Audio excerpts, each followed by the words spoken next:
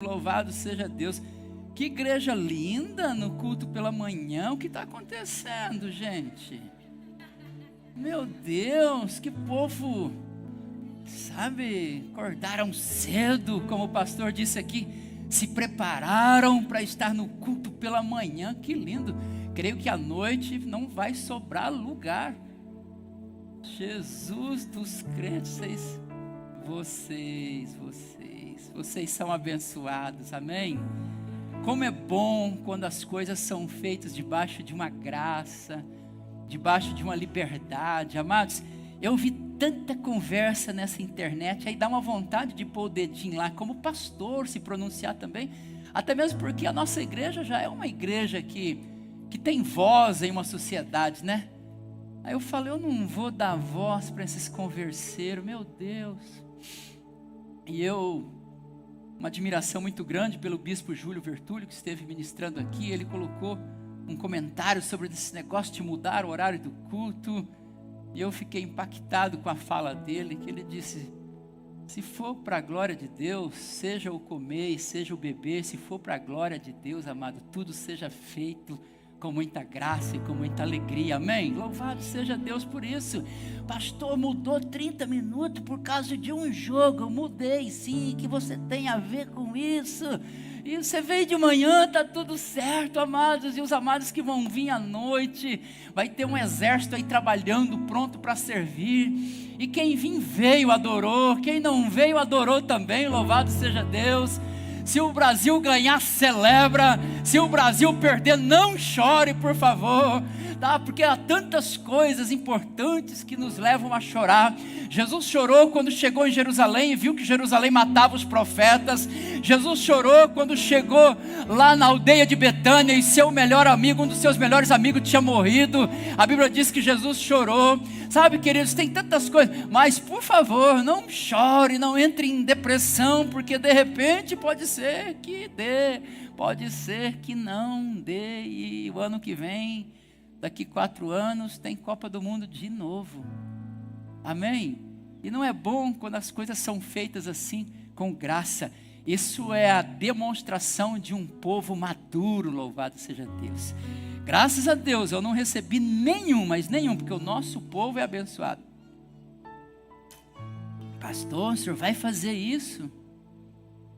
Cancelar culto, dificilmente, não tenho essa coragem não, mas 30 minutinhos a mais ali, vai dar tempo. O Esquadrão de Cristo vai vir assistir o jogo aqui na sala 7. Aí porque eles já estão aqui, aí terminou o jogo ali, eles já estão de prontidão para trabalhar e servir. Que maravilha, dá um glória a Deus por isso.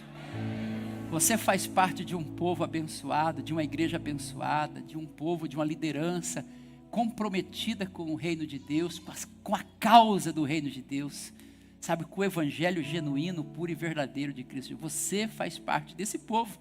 Como o pastor Enos trouxe a palavra aqui sobre o propósito, nós louvamos a Deus porque fizemos já o compromisso, demos 1 milhão de entrada, e aí fizemos esse compromisso de 1.300.000 para daqui 10 meses, e louvado seja Deus por isso, tudo com transparência. A igreja sabe de tudo, tudo tratado com transparência. E talvez para você que chegou recentemente na igreja, não atravessou o período de pandemia aqui conosco, que durante 2 anos de pandemia o povo, sabe, abençoado, estava aqui. Teve gente que não veio para os cultos, mas vinha aqui dizimar, ofertar, comprometido com a causa. Nós estávamos em reforma, e na pandemia, queridos, nós fizemos tudo isso aqui. Quando eu olho para trás e falo, Senhor, se o Senhor fez o que fez na pandemia, quem dera o que o Senhor fará agora em 2026, louvado seja Deus. Sabe, mas é uma oportunidade de, na graça, na liberdade, na alegria por tudo que Deus fez, você também participar desta grande obra, para que depois você não fique apenas assistindo o que Deus está fazendo, você faça parte de algo que Deus te chamou para fazer, pertencer também, em nome de Jesus. Abra a sua Bíblia, Evangelho de Lucas. Quero trazer uma palavra ao coração da igreja. O Espírito ministrou muito sobre algo aqui, nesse texto, e eu, como batista que sou, e pé no fogo da Assembleia, mas mais batista do que... Então eu meditando, orando. Eu coloquei 3 pontinhos aqui, quero ministrar o coração da igreja, sabe, sobre essa situação que Jesus viveu ali no Getsemane. Então, você abre em Lucas 22, o verso 39. Eu não sei se consigo falar os 3 pontos, mas tudo que Deus tem para falar com você, eu creio que Ele vai falar em nome de Jesus. Creia nisso. Abra o seu coração, esteja bem atento assim à voz do Espírito Santo de Deus. Ele está aqui, Ele se manifesta por meio e através da sua palavra. Lucas 22, 39 diz assim: e saindo foi como de costume. Diga isso, diga como de costume. Essa foi uma das palavras que mais me pegou na leitura desse texto.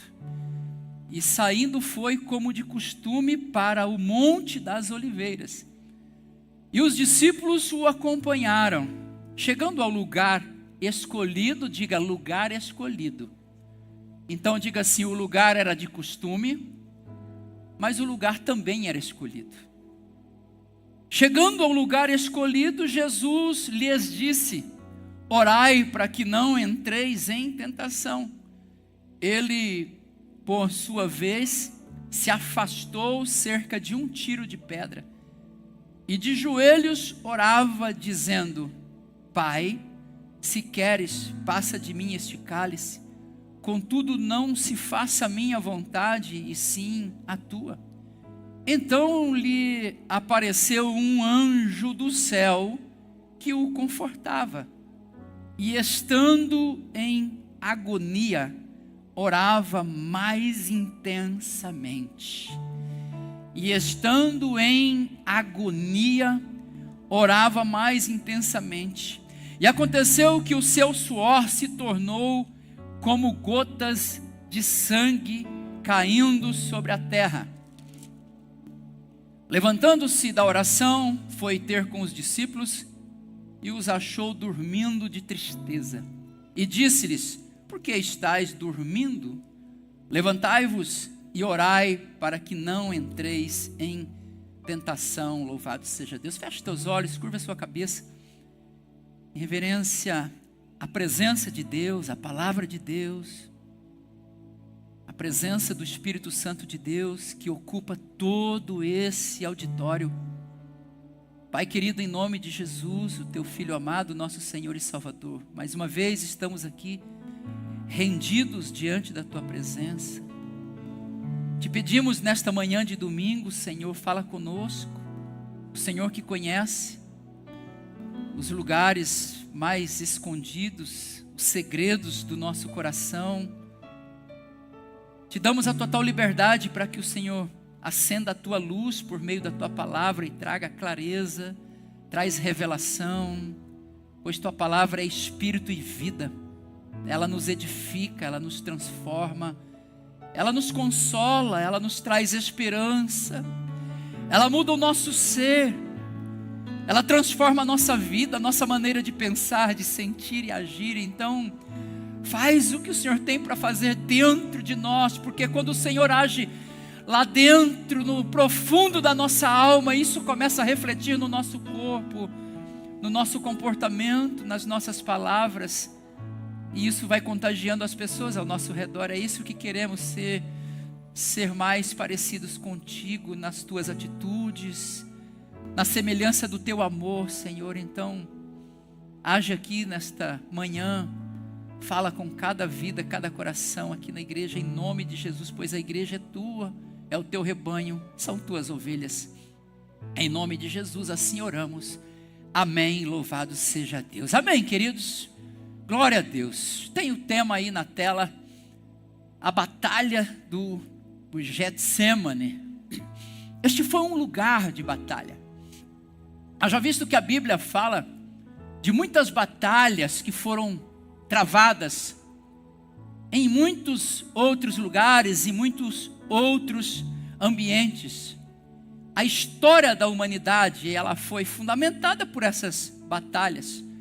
Batalhas essas que se tornaram bem conhecidas do povo cristão, não somente pelo fato dos personagens que pelejaram essas batalhas, mas também pelo lugar onde essas batalhas foram travadas. Foram lugares que marcaram a história, que foram para a história de Israel e para a história da humanidade um divisor de águas.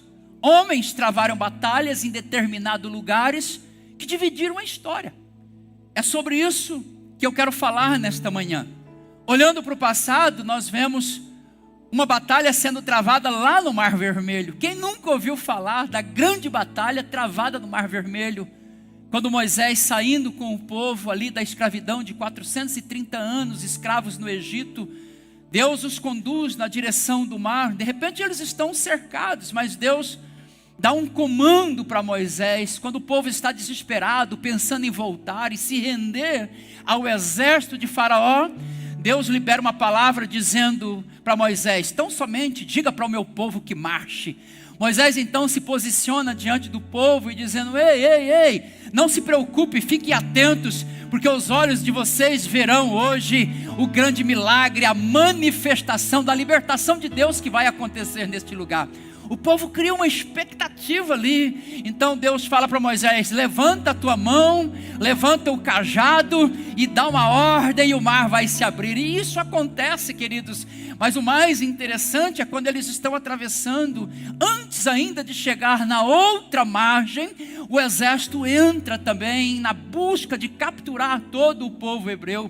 E ali Deus dá um comando para que o mar se feche e todo o exército de Faraó é sucumbido ali diante dos olhos de mais de 1 milhão de pessoas que estão assistindo a vitória que Deus deu. Foi uma batalha travada diante dos olhos de uma multidão de pessoas, onde Deus manifestou o seu poder. Há uma outra batalha que foi travada também, já agora entrando na terra da promessa, a batalha em Jericó, que foi uma batalha vencida no grito, amado. Você já ouviu vencer uma batalha no grito? Deus só fala para o povo: dá 7 voltas, no último dia aí vocês dão uma volta, quebrem os cântaros, toquem aí as trombetas e as muralhas vão romper.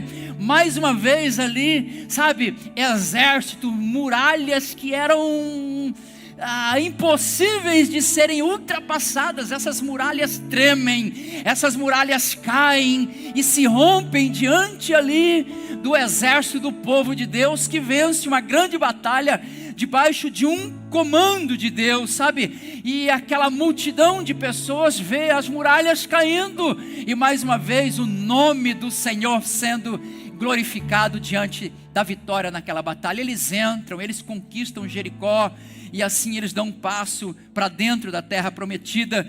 Como se esquecer da batalha ali no vale de Elá, onde o jovem e pequenino Davi, apenas com uma funda, uma pedra, derruba um gigante que estava atormentando o povo de Israel por 40 dias. Eu disse 40 dias. Um único homem afrontava, desafiando o exército de Israel, dizendo: vocês não têm ninguém aí que possa me afrontar, não há um homem sequer que possa vir contra mim. De repente surge o pequenino jovem pastor de ovelhas, Davi, diz: eu vou contra esse gigante. E ele vai mesmo, mas ele não vai com um fuzil AR-15, ele não vai com arma química, não, ele vai com um estilingue, ele vai com uma funda, porque ele tinha uma convicção no seu coração: gigante, você vem contra mim com paus, com pedra, com lanças, mas eu vou contra ti em nome do Senhor dos Exércitos. E ali no vale de Elá, como é conhecido, é o lugarzinho, é o lugar onde Davi tem uma vitória terrível e tremenda. E isso tudo acontece diante da multidão do exército de Israel. É claro que o povo celebra. Porque também não dizer sobre a batalha do Monte Carmelo, onde profetas de Baal, onde, sabe, um povo havia se levantado contra o povo de Deus, mas um profeta chamado Elias se levanta e desafia todos os profetas de Baal. Ele diz: quero saber se Baal é Deus, então vamos fazer aqui um desafio. Um único homem na presença de Deus desafia um exército inteiro, amados, de profetas. E a Bíblia vai dizer que Deus honra, Deus ouve, Deus se manifesta com fogo naquele lugar e dá a vitória ali através do profeta Elias. As pessoas que estão ao redor, elas contemplam o céu se abrindo, o fogo caindo, Deus consumindo o holocausto, e então Deus dando a vitória ali naquele monte que se tornou chamado como o Monte Carmelo, onde o profeta Elias venceu todos os profetas de Baal, profetas de Azera também. Agora é importante entender, queridos, que todas essas batalhas foram travadas diante de uma multidão.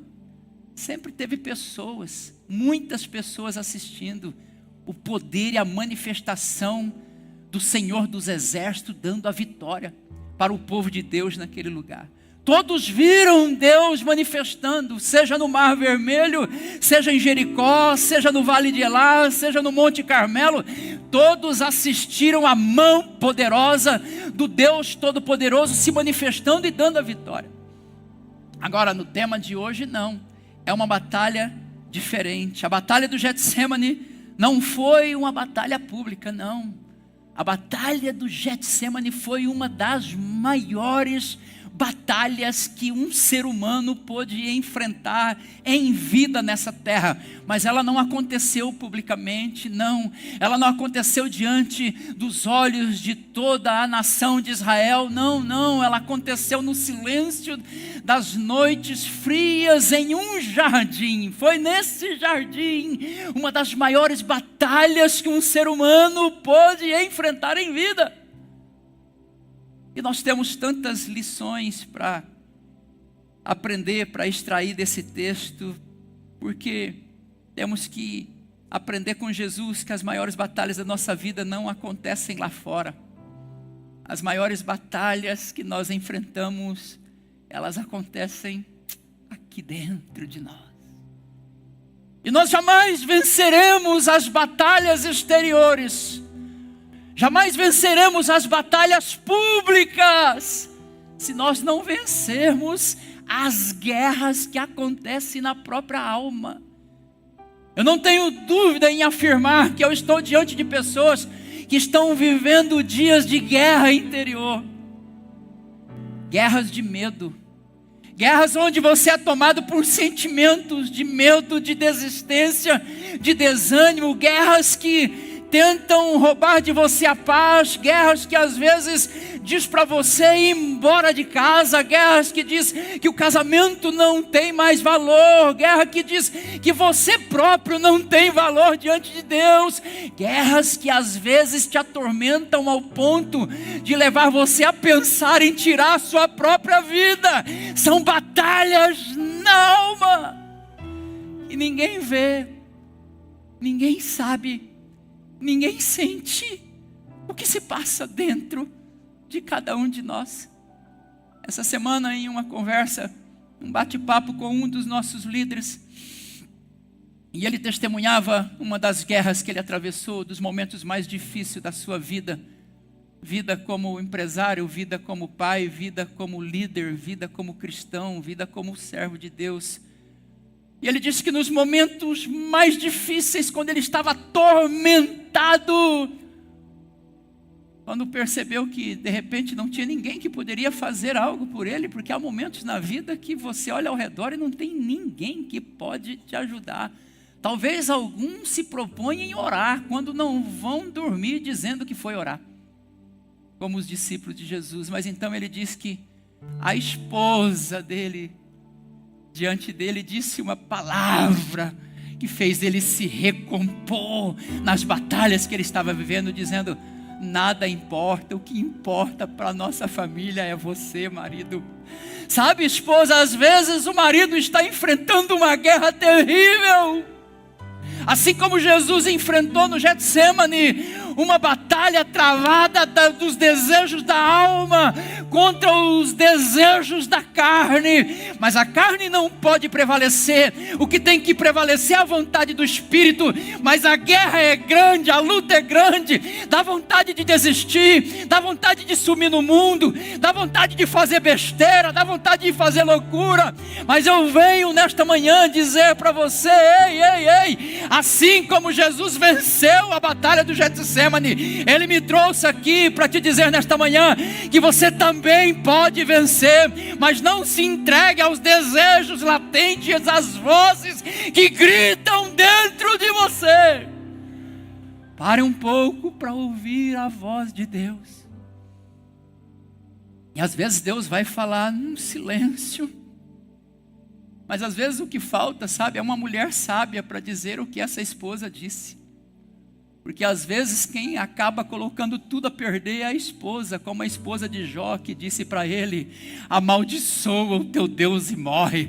Você não está vendo que prova que nós estamos passando? Por que continuar glorificando a Deus? Mas de repente o Espírito Santo de Deus, marido, toma a sua boca para dizer: ei mulher, falas como uma doida. Se Deus nos deu o bem até aqui, Deus também não pode permitir que a gente passe por essas situações. Sabe, se Deus deu, Deus tirou, mas dos meus lábios não amaldiçoarei, nos meus lábios não murmurarei. Bendito seja o nome do Senhor. Nu eu vim do ventre da minha mãe e nu voltarei. Louvado seja Deus. São conflitos da alma. Quando estamos, às vezes, do lado de fora, estamos cercados de pessoas. Mas na maioria das vezes, quando estamos em guerra, lá dentro, ninguém sabe. Ninguém sabe o que você passa, o que você está passando. Deus escolheu justamente um jardim para que o seu filho enfrentasse a maior batalha espiritual de toda a sua vida. A maior batalha que Jesus enfrentou como homem nessa terra foi ali no Getsemane. Não foi quando os fariseus, não foi quando a sua própria família o chamava de doido. Esse menino é doido, não. Foi lá no Getsemane, foi ali que Deus escolheu o lugar. Quando lemos o texto como de costume, foi no jardim. Diga comigo, no jardim. Sabe por que no jardim, querido? Porque foi lá no jardim do Éden que pela porta do jardim entrou o pecado no mundo.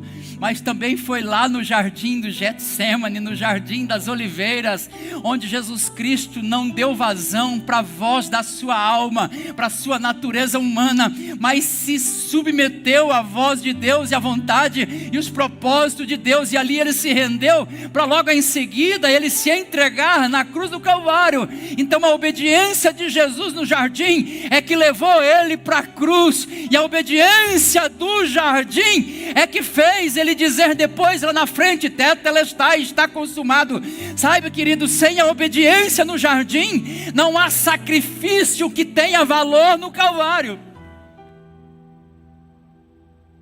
Mas foi um jardim onde a maior batalha foi travada. A batalha de Jesus no Getsemane ali ensina lições extraordinárias. Eu quero compartilhar aqui com a igreja algumas coisas. E saindo foi, diga mais uma vez, como de costume. Como de costume foi para o Monte das Oliveiras. Se você ler o capítulo 21 do mesmo evangelho de Lucas, no verso 37, vai dizer que Jesus ensinava durante todo o dia, ele ensinava no templo. Mas à noite ele se retirava para o jardim, ou para o lugar chamado Lugar das Oliveiras, e ele dormia lá. Ali era a sua casa noturna. Ali era o seu lugar de costume.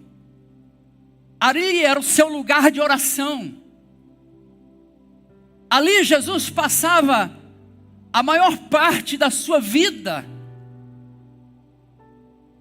A sua estrutura ministerial foi construída em oração naquele jardim. Então, queridos, nós aprendemos que existem lugares que são hoje um lugar de intimidade, mas que em algum momento da vida esses lugares podem se tornarem um lugar de guerra. Eu vou repetir. Jesus vivia a maior parte da sua vida naquele jardim, orando de joelhos, clamando a Deus, buscando em Deus, ouvindo Deus. Aquele jardim era nada mais, nada menos que o lugar que Jesus escolheu para ter intimidade com o Pai. O que ele vinha falar pelas manhãs lá no templo, ele ouvia nas madrugadas no jardim. O que ele derramava nas ruas, quando ele caminhava pelas aldeias e pelas ruas e pelos lugares que passava, eram comandos dados no lugar de intimidade no jardim. Esse jardim não é um lugar qualquer, esse jardim é um lugar, diga, jardim é um lugar de intimidade. Esse jardim era um lugar da comunhão, mas veja bem que o mesmo lugar que era um lugar de costume, um lugar onde ele passava noites orando e buscando intimidade com Deus, se torna em um dos lugares mais terríveis da sua vida, se torna em um campo de batalha. Pastor, o que o Senhor está querendo dizer com essa fala, com essa frase, com esse texto? Eu estou querendo dizer que a tua casa é o teu jardim, a tua casa é o teu lugar de intimidade. Eu estou querendo dizer que lá no teu quarto é o teu...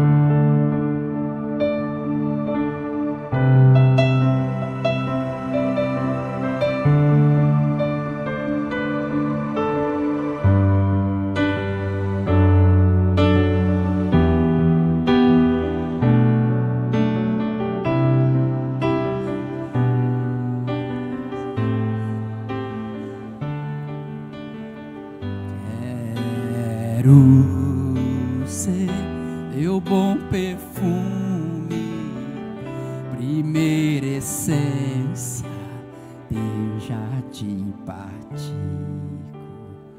É sobre isso, amados. É sobre isso. Aleluia.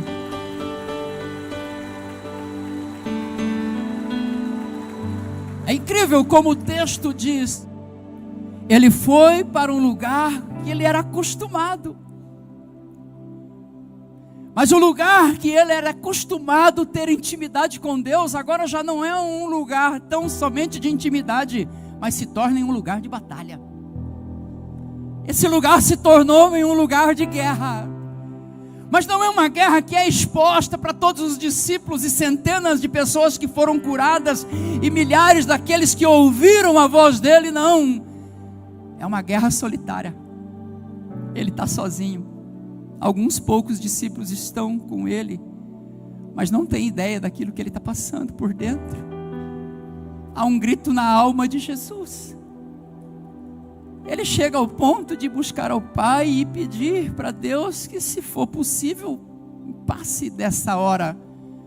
A Bíblia diz que ele entra em um estado de profunda angústia e agonia, ao ponto de suar gotas de sangue, e esse sangue já começa a cair na terra antes mesmo dele ir para a cruz do Calvário.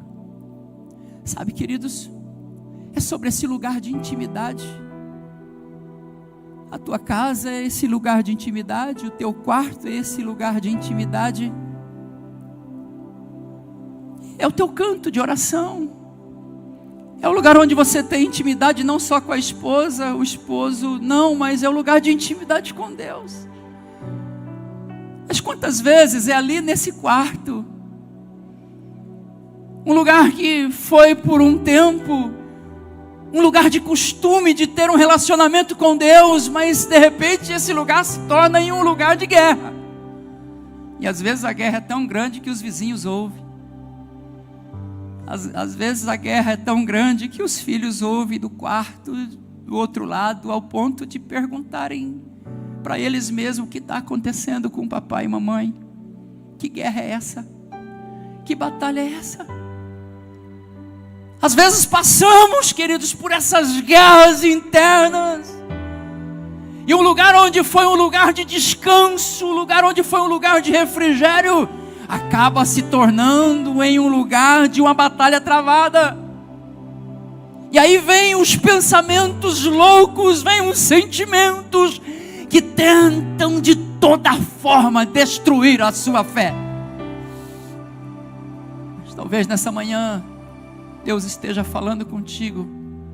Não há fé que possa ser destruída quando você se propõe a permanecer de joelho buscando a Deus, mesmo nos seus piores dias, mesmo nas suas piores guerras, mesmo nas suas piores batalhas.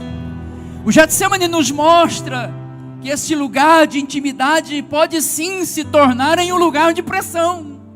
Getsemane significa lugar de pressão, lugar onde somos pressionados, lugar onde somos provados, lugar onde a prensa vem sobre a oliva, sobre o fruto da oliveira e esmaga ela, para que o verdadeiro óleo mais puro possa ser extraído. Mas isso não aconteceu apenas com Jesus, isso pode acontecer com todos nós, lugar de batalha, de pressão. Mas sabe por que um lugar de intimidade às vezes acaba se tornando em um lugar de pressão? Só para saber de fato o que está aí dentro de você. É porque quando somos pressionados, é que colocamos para fora tudo aquilo que de fato estamos sentindo. Quando o lugar de intimidade se transforma em um lugar de batalha, os sentimentos mais profundos da alma se manifestam. As palavras que às vezes não foram ditas, elas vão vir para fora. Os sentimentos que às vezes nunca foram expressados, eles virão à tona. É por esse motivo que às vezes é necessário que esse lugar de intimidade se transforme sim em um lugar de pressão, para que realmente nós possamos expor as nossas lutas. Porque existem momentos que a prova, a luta, a guerra, a batalha lá no Getsemane é tão grande que fica impossível esconder dos outros, não é verdade? Basta olhar nos teus olhos e ver que o semblante está descaído. E muitas dessas pessoas às vezes ainda conseguem responder: sim, está tudo bem. Mas só Deus sabe a batalha que está sendo travada dentro do seu quarto, dentro da sua casa, lá na sua empresa, lá no seu trabalho. Só Deus sabe a prova que você está passando. Sabe, então, a proposta é que nesta manhã é entender de fato que essas situações, sim, elas vão acontecer e é impossível você viver sem passar por elas, mas em todo momento, quem constrói um altar de joelhos de adoração a Deus, se fortalece para os momentos de batalha diante de Deus. Sabe, eu vou repetir, queridos: quem de joelhos no lugar de costume, no lugar da intimidade, constrói um altar de adoração a Deus, quando os dias das piores guerras internas chegar, Deus vai estar lá, um anjo virá para te consolar, e você vai sair dali entendendo que por detrás daquela pressão existe um propósito muito maior. É na provação dos teus sentimentos que vem à tona tudo aquilo que se passa dentro da sua alma.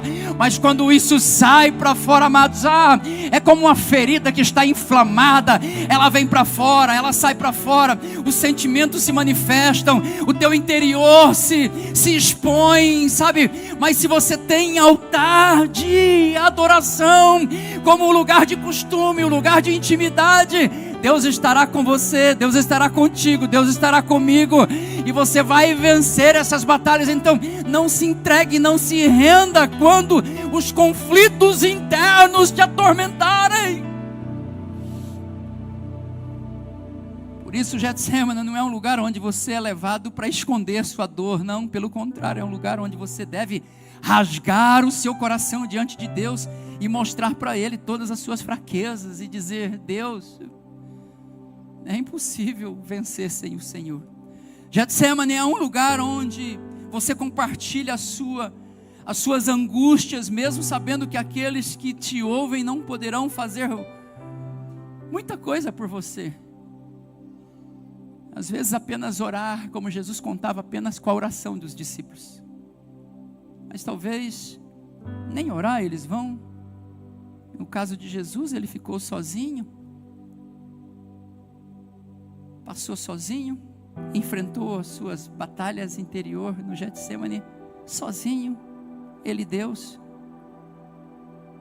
Mas tendo ele feito durante tantas noites ali um lugar de busca e intimidade com Deus, ele se recompõe, se levanta e cumpre o seu propósito. Sabe, queridos, no Getsemane nós aprendemos que só quem desenvolve esse altar irá conseguir ter paz e vencer essas batalhas interiores. É impossível. Você percebe que Jesus não começou a orar quando a crise chegou, quando a angústia chegou. Não, você lê o texto e vê como de costume. Sabe, há muitas pessoas que elas querem recorrer a Deus numa entrega intensa, mas só na hora da prova, na hora que a angústia aperta. Não, é como o pastor disse aqui, fazendo uma pergunta muito importante para nós refletirmos: o que nós estamos fazendo aqui? Como você se prepara para vir para um culto como esse? A questão também é como você se prepara para o dia em que o teu jardim se tornar em um campo de guerra. Como você se prepara? Como você tem depósito de oração? Quando você lê esse texto, os versos que lemos, a preocupação de Jesus é em orar. Orem comigo, que eu vou ali orar também, mas vocês precisam permanecer em oração, porque o espírito está pronto, mas a carne é fraca. Orem para que vocês não caiam em tentação. Sabe, querido, quando não há oração, a tentação prevalece. Quando não há oração, o propósito não se cumpre. Quando não há oração, a desistência virá e ela será mais forte. Sabe, quando não há oração, amados, a glória, o poder e a manifestação de Deus pode não triunfar, porque não teve depósito de oração nos dias de paz. E quem não ora nos dias de paz não terá a presença de Deus nos dias de guerra. Quem não ora nos dias de paz vai buscar a Deus, mas de repente apenas para catar os pedaços da guerra que já foi perdida. Então ore. Eu me preocupo quando nós convocamos uma igreja de quase 700 pessoas para vir para a oração da madrugada e você diz que não pode.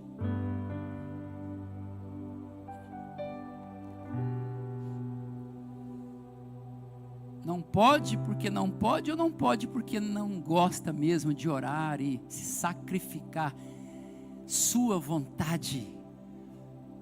Que a minha também é de ficar dormindo, amados. Tem dia que eu venho, mais um passinho e eu chego. Aí chega, vem, ora. Opa, eu não sei o que vai acontecer durante o dia. Eu não sei o que vai acontecer na manhã.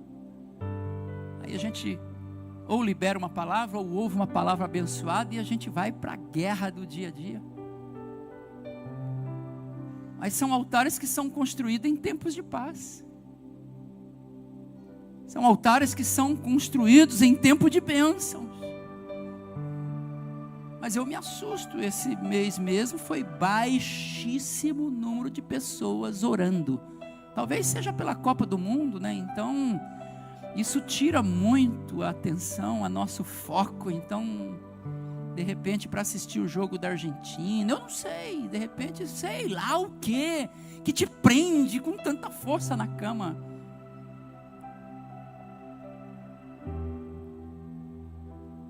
Nós precisamos orar. Porque se não orarmos, quando a tentação chegar, amados, por que tem pessoas que no momento do desespero faz besteira? Quando a guerra interior bate lá dentro, quando a batalha do Getsemane chega, quando o lugar que era um lugar de intimidade se transforma em um lugar de batalha, um lugar de guerra, e não tem oração, as pessoas cometem loucura. Faz loucura. Porque não tem uma preparação nos dias de paz. Quem não constrói altar de oração em dias de paz não terá forças para vencer os dias de guerra. Jesus não começou a orar ali quando ele sabia que era chegado a hora. Não, aquele lugar era um lugar de costume. Era um lugar de oração. Getsemane é o lugar onde aprendemos que as guerras só serão vencidas com a força e o poder de Deus através da oração. A oração tem um poder sobrenatural. O verso 41 diz que ele se afasta dos discípulos a um tiro de pedra, cerca de 30 a 50 metros. Ele vai um pouco adiante. Fiquem aqui, intercedam, orem comigo. E ele avança um pouco mais adentro do jardim das oliveiras, e ali ele prostrado, de joelhos, clamando ao Pai. Por 3 vezes ele vai fazer isso. Pai, se possível, passa de mim esse cálice. Sabe, às vezes nós precisamos se afastar um pouco das pessoas para poder se aproximar um pouco mais de Deus. Porque às vezes nós estamos tão apegados às pessoas, que às vezes gera uma expectativa lá dentro, que a guerra que você está travando, a resposta virá por meio de alguém, e não vai vir só por meio de Deus. Então, há momentos na vida que você tem que fazer o que Jesus fez no Getsemane. Deixa os discípulos ali um pouco, deixa as pessoas ali um pouco, deixa a multidão um pouco mais distante ainda, mas dê passos de fé em direção a Deus, dê passos de fé em direção ao altar de Deus, dê passos de fé em direção à intimidade com Deus, na busca de uma resposta de Deus. Ele orou uma vez, Deus não disse nada.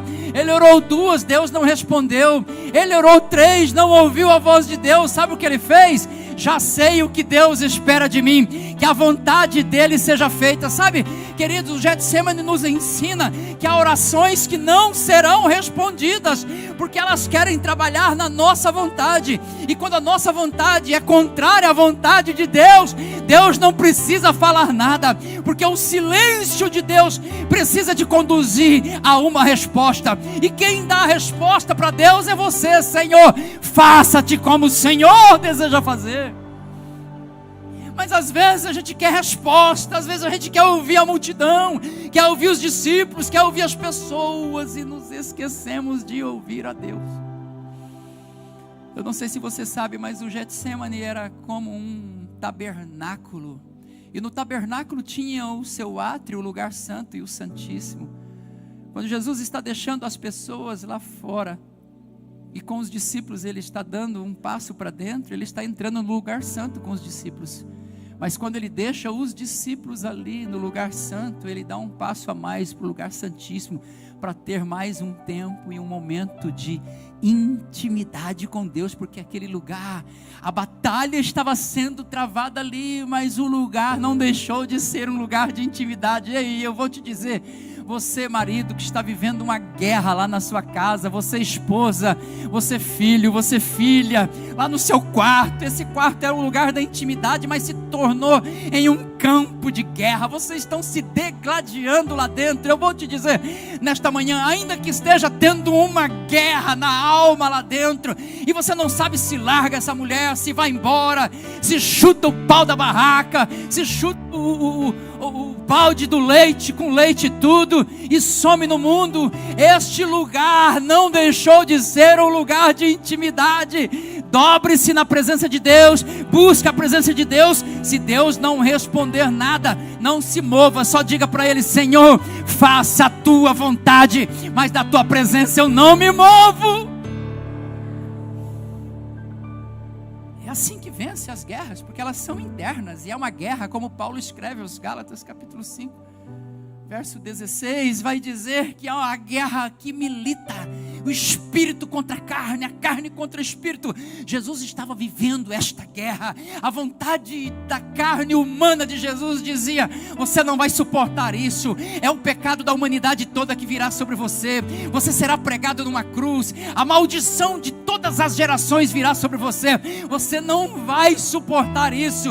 A carne dele dizia: desiste, você não terá forças para beber esse cálice da ira de Deus que precisa ser derramado sobre a humanidade, sozinho você não aguenta. Jesus pensa em desistir, Jesus pede para o Pai: Pai, passa de mim, mas dentro dele a voz do Espírito, pelo tempo de oração e intimidade que ele construiu com o Pai, dizia: não, você aguenta, você suporta, você vai vencer. Então aí a vontade de Deus prevaleceu na vida dele, e precisa prevalecer na minha, precisa prevalecer na sua também. Mas se não tiver um tempo de comunhão e intimidade, na hora a gente faz besteira, larga tudo, entrega tudo. Quantas pessoas que têm ministérios lindos, brilhantes, maravilhosos, e chega, eu já vivi esses 8 anos que estamos aqui, pessoas com chamado de Deus, pessoas com chegar assim e falar: pastor, eu não quero mais. Batalha interna, uma guerra que a carne falou mais forte, foi vencido pela carne, foi vencido pelas emoções, foi vencido pelos sentimentos. E nós não fomos chamados para reagir por sentimentos, nós fomos chamados a reagir por princípios. Todas as vezes que você estiver em conflito, não reaja pelos desejos e os sentimentos da sua alma, reaja por um princípio. E às vezes o princípio vai dizer assim: não pague o mal com o mal, pague o mal com o bem. Não responda na mesma medida, responda com amor, porque uma palavra branda, ela aplaca a ira, ela consegue fazer com que a ira, um pedido de perdão, às vezes, ainda que você reconheça que o erro não foi teu, esse pedido de perdão pode desarmar uma armadilha infernal que veio para destruir. Mas quando você age por um princípio, as coisas acontecem dentro da vontade de Deus. Ele se afasta dos discípulos para se aproximar mais de Deus. Então, queridos, nós aprendemos que a oração tem o poder de alinhar a nossa vontade com a vontade de Deus. Jesus tinha uma vontade ali naquela hora, e a vontade dele não era beber aquele cálice da ira de Deus, não era. Mas ele não se entregou à sua própria vontade. É sobre isso que eu estou falando.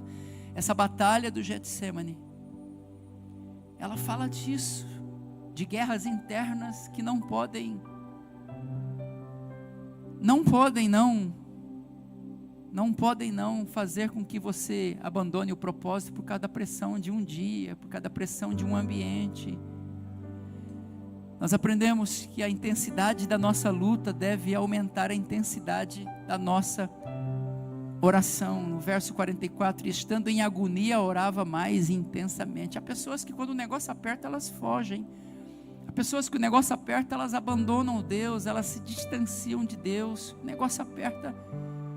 E Jesus fez ao contrário. Qual é a lição que Jesus está nos ensinando? Quanto maior foi a intensidade dessa guerra, dessa batalha aí dentro de você, maior deve ser a intensidade da sua oração. E por último, para encerrarmos, para que a gente possa ceiar, a batalha do Getsemane é um lugar onde aprendemos que a nossa vontade deve morrer para que o propósito de Deus prevaleça. Louvado seja Deus.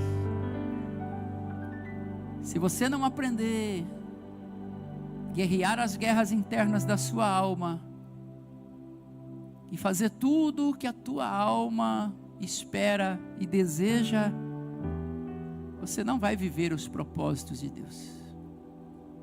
Há pessoas que dizem assim, mas eu não gosto. Eu também às vezes não gosto, mas eu faço por obediência. Há uma necessidade de um esforço, de um sacrifício vivo. A Bíblia fala que um culto como esse é um culto racional de um sacrifício vivo. Às vezes as coisas exigem de nós um sacrifício maior. Mas Jesus vai dizer, todavia não seja como eu quero, e sim como tu queres. Nós só vamos vencer essas batalhas ali no Getsemane, quando nós aprendermos de fato a fazer morrer as nossas vontades, para que a vontade de Deus prevaleça, para que o propósito de Deus possa prevalecer. Essa frase, essa fala de Jesus, todavia não seja como eu quero, mas sim como tu queres. Essa frase, essa palavra deve ecoar em nossos corações, porque é uma palavra poderosa.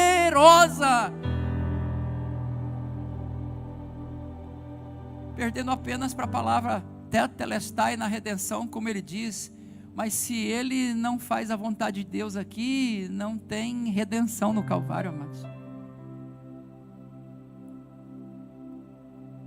Se ele não se submete ali, jamais diria, está consumado. E ele teve liberdade para isso. Nós temos a liberdade para agir, temos a liberdade para reagir, temos o direito de pensar o que fazer. Somos homens, pessoas, seres humanos racionais. Agora, como é que você tem reagido diante das batalhas que acontecem dentro de você? Deus nos leva ao Getsemane realmente para nos espremer e para arrancar de nós tudo o que é carnal, sabe?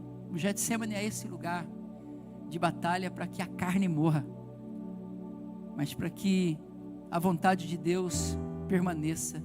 Tudo aquilo que é humano em Jesus precisou se render diante da vontade de Deus.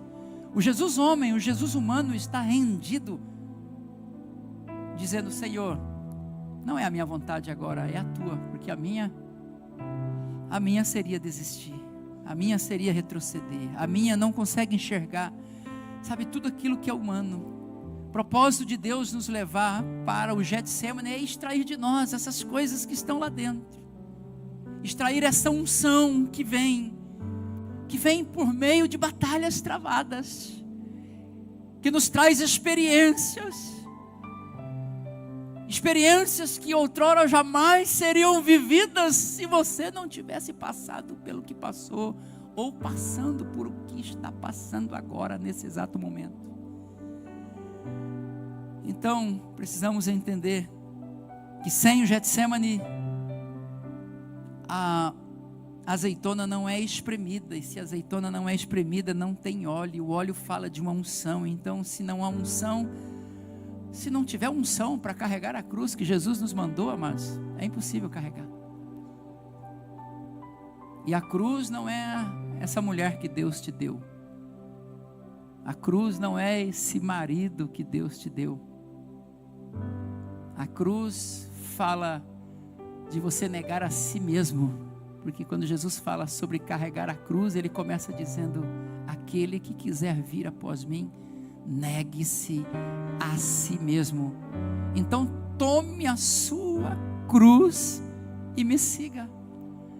A cruz fala de morrer para nós mesmos, para os nossos desejos, para as nossas vontades, para que esta unção seja derramada sobre nós, para que então, a partir de nós,